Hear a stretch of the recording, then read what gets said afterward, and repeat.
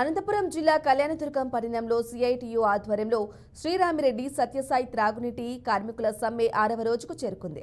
అందులో భాగంగా ప్రధాన కూడళ్లలో కార్మికులు, సిఐటియు నాయకులు భిక్షాటన కార్యక్రమం నిర్వహిస్తూ ప్రభుత్వానికి వ్యతిరేకంగా నినాదాలు చేశారు. ఈ సందర్భంగా సిఐటియు జిల్లా సహాయ కార్యదర్శి అచ్యుత్ ప్రసాద్ మాట్లాడుతూ 7 నెలలుగా జీతాలు ఇవ్వడం లేదని ఆగ్రహం వ్యక్తం చేశారు. జీతాలు ఇవ్వకుంటే కుటుంబాలు ఎలా పోషించాలంటూ ఆవేదన వ్యక్తం చేశారు.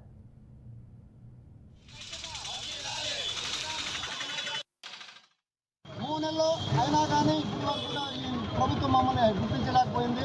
కలెక్టర్ గారికి, ఎమ్మెల్యే గారికి మరియు ఉన్నతాధికారులు కూడా ఎన్నోసార్లు వివరణ ఇచ్చినా కానీ మమ్మల్ని ఏమాత్రం పట్టించుకోలేదు.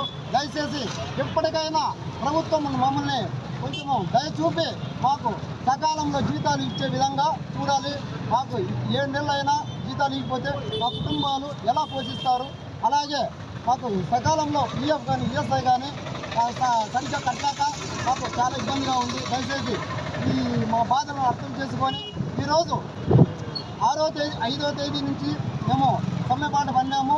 ఈరోజు 6వ రోజు సమ్మె జరుగుతూ ఉంది. అయినా కానీ అధికారులు ఇంతవరకు మమ్మల్ని గుర్తించలేదు.